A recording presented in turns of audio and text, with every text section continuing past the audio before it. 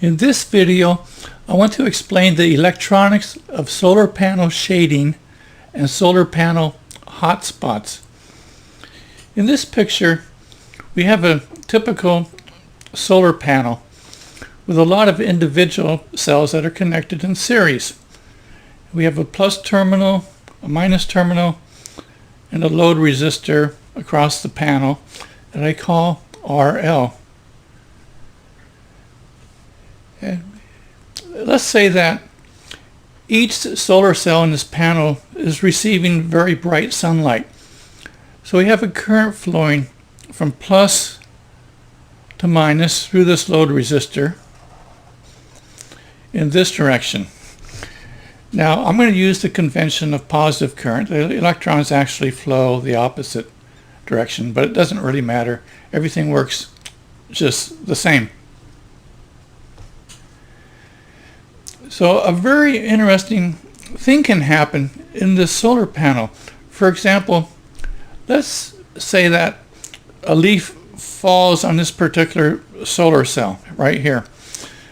And let's exaggerate a little bit and say that this leaf blocks all the light from this particular solar cell. A very interesting thing happens. Since all these solar cells are connected in series, the whole circuit can shut down if the panel is not designed properly, and the current flowing through this load resistor stops. And a very interesting thing now happens, that these solar cells that are being lit can dump their energy into this shaded solar cell. And what can happen is that this shaded cell can heat up because it's receiving a lot of energy now, and it can actually be destroyed. Again, that's if the solar panel is not correctly designed, if it doesn't have enough bypass diodes, and we'll explain that a little later.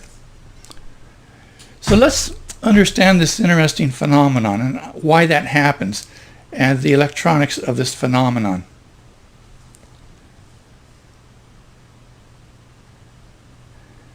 Let's start by reviewing some very simple battery resistor circuits. Here I have a half-volt battery that's connected across a 1 ohm resistor, and the bottom part of this resistor and battery is tied to ground. Now it turns out that this half-volt battery is similar to how a solar cell will operate. It can be thought of as a half-a-volt battery. Now that's an oversimplification, but as a first order approximation, it's not too bad. So here we're modeling the equivalent of a solar cell with a half-volt battery, and here we have two cells in series producing a 1 volt across the 1 ohm resistor. So we know that the power is equal to the current times the voltage in this 1 ohm load resistor. So in this case, we have 0.5 volts across 1 ohm producing 0.5 amps. So we multiply these together, and the power is 0.25 watts. So a quarter watt. Now here, when we have these two batteries in series, the voltage becomes 1 volt across 1 ohm, giving us 1 amp. So if we calculate the power for the two series batteries, we have 1 amp times 1 volt, or 1 watt. So we see that adding solar cells in series, two in series, can produce 4 times the power. Instead of a quarter watt, we get a watt. So that's why often solar cells will be added in series to produce a lot of power. So let's review the model for the solar cell. Now the model has a current source that feeds current into a diode, and here I have the cathode of the diode tied to ground, and the current source feeds into the anode of the diode. So we have current flowing from this current source through this diode in this direction. Now this assumes that, of course, we have light shining on the solar cell. So the more light we have, the more current we have flowing in this path. Now if we shut out the light completely, we would have no current flowing in this diode. And we'd be at a point on the current versus voltage curve for the diode right at the origin. Now as we increase the light shining on the solar cell, we develop voltage. This becomes a little more positive relative to ground. And as the light intensity increases more, we move along this curve.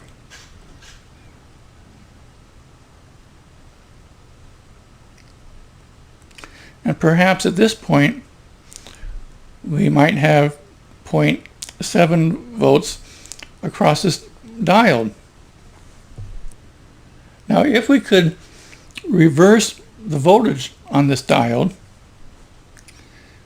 and plot the points on this current versus voltage curve, we would get points here. Essentially, the diode is blocking current in this reverse direction, and it's allowing current to flow in what we call the forward condition. But eventually an interesting thing happens, that the diode undergoes what's called breakdown. We start getting a current flow.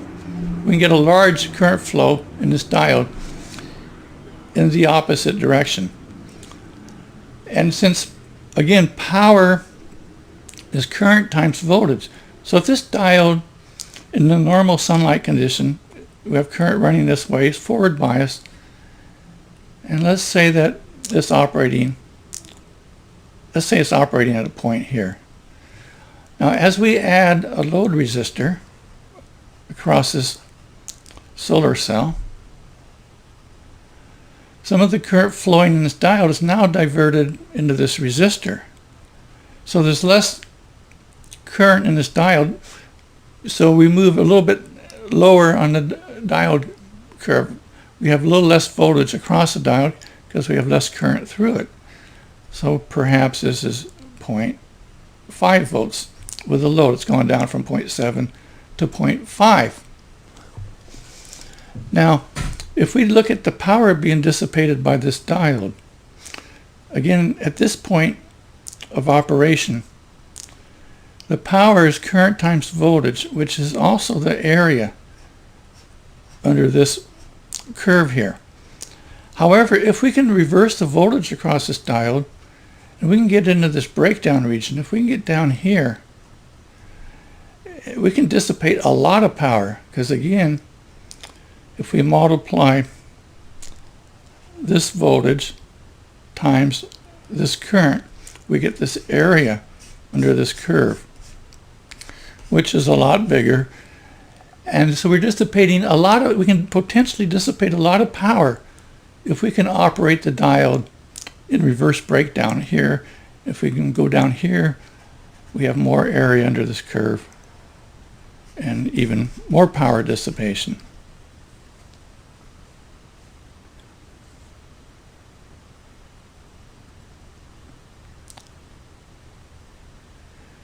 So let's take this solar cell model and connect two solar cells in series. Let's call this terminal ground, and let's put a load resistor across these two series solar cells. And again, this is the curve for the diode characteristic. Now let's say that we're shining bright light on each of these solar cells. So let's say, for sake of argument, that the voltage here is 0.5 volts, because this particular diode, we'll say, is operating over here, and it's about, say, 0.5 volts. And this diode up here, it also has 0.5 volts forward drop across it, because it's receiving the same amount of sunlight. So if we look here, we have 1 volt across this load resistor. So we have a current flowing in this direction, where this is plus, minus, minus, plus. So going in this direction, we add up the voltages across each solar cell. Now, what happens if we turn off this light on this particular solar cell? We're going to shade it completely. And what happens is that this current becomes 0. So we have no current flowing in this branch. But this solar cell is receiving a lot of light, and it has, let me get my pen here, it has current flowing in this loop here.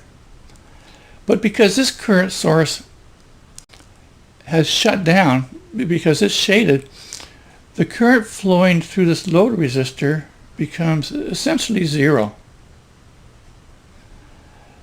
And so if we analyze the voltages in this circuit, we have 0 volts here, and we have no current flowing through this load resistor, so there's no voltage drop across it. So instead of having 1 volt, we have 0 volts at this particular node. But we have light shining on this particular solar cell, and it's generating current flowing through this forward diode and causing us to operate on this diode curve here. And so there's a voltage plus to minus across this diode. And so if we look at the voltage at this particular point in the circuit, we start at ground, stays at ground, 0 volts, but then it becomes negative, going from plus to minus across this diode. So we have minus 0.5 volts. So we have a minus a half a volt. So this diode here is actually operating in a reverse bias condition. It's operating at a point here. Now, if we add more cells in series, let me do some erasing here. And let's presume that each solar cell adds a little bit more voltage here. In fact, let me erase that. Every time we add a series cell, we add a little more voltage in the circuit. Now, if we add enough series solar cells, we can produce a very large voltage. For every solar cell, if we say we have half a volt, if we have enough solar cells, we produce a large voltage plus to minus. And so, since this diode is shut down and we're not running any current in our load resistor, we can say that this is 0 volts going to this node, minus a half a volt, minus 1 volt, minus a volt and a half. And if we add more series cells, eventually this voltage here can become very negative. As we add more cells, we move along this curve. Let me change colors here. We move here, adding more cells in series. Eventually, we reach this breakdown region. And when we do that, we start getting current to flow in a reverse direction through this diode. So the current flows through this diode and around the loop through the resistor and back to the cathode of this diode. This is the anode cathode. So the current flows the same direction through the resistor, but by adding enough series cells, we reach the breakdown voltage of this diode. We operate at a point here, and again, if we calculate the power being dissipated by this one shaded cell, is the area here, which can be quite significant, and that can even destroy this particular solar cell, again, if the panel is not designed properly. So how do we design a panel where the shaded cell does not get destroyed? Okay, let's consider that. Let's say that we have a lot of series diodes.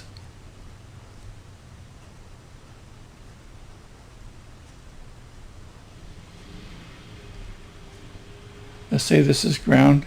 We have our current sources.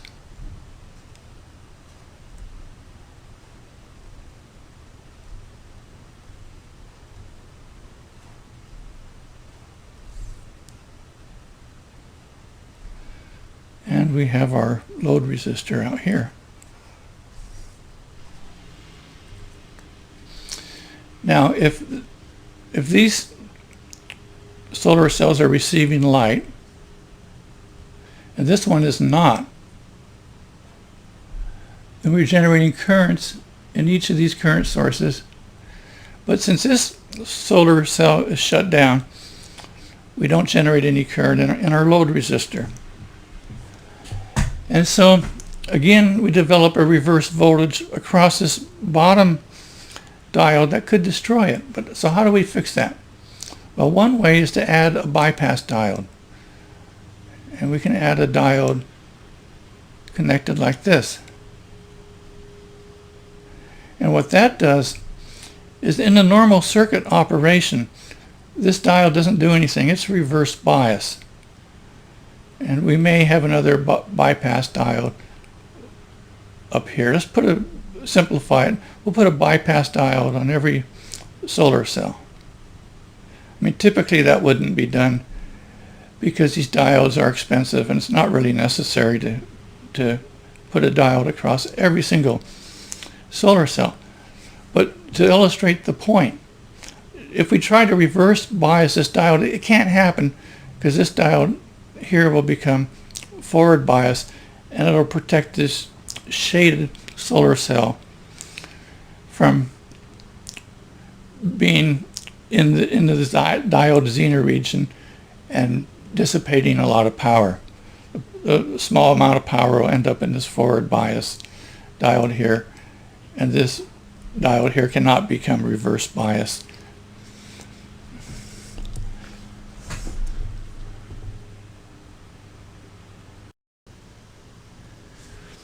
I'm in my circuit simulator now, and I'm modeling two series solar cells. So here's a cell that's tied to ground in series with another cell. And this output node is feeding into a 100 ohm load resistor. So let's run a simulation of this. And this is the case where I have sunlight shining on both solar cells. So this current source I've set at 0.1 amp, and this current source I've also set at 0.1 amp. So they're receiving equal amounts of light and generating a current through this load resistor. So let's run a simulation on this and look at some of the node voltages. So let's select run. And let's probe this particular node. And it looks like it's a little more than, it's around 769 millivolts, so about 0.7 something volts. And let's probe this node up here. And it's about 1.52 volts, about twice the voltage of the other node. So it's working as two solar cells in series, like two batteries. You can think of this as one battery in series with another battery driving this 100 ohm load resistor. So let's see what happens if, let me get rid of this top waveform, let me expand this. What happens if we shade this bottom solar cell? And let's set this current source to 0. So it's completely shaded. Now let's rerun our simulation and look at the voltages now. So let me probe this node, and we see that it's reading minus 774 millivolts, or about minus 0.7 volts. And let's probe this top node, and it's reading 0 volts. So that tells us that we have no current flowing in this 100 ohm resistor, because this is 0 volts here, this is 0 volts here, and at the connection between the two solar cells we have minus voltage. So this diode D1 is reverse bias, and diode D2 is forward biased,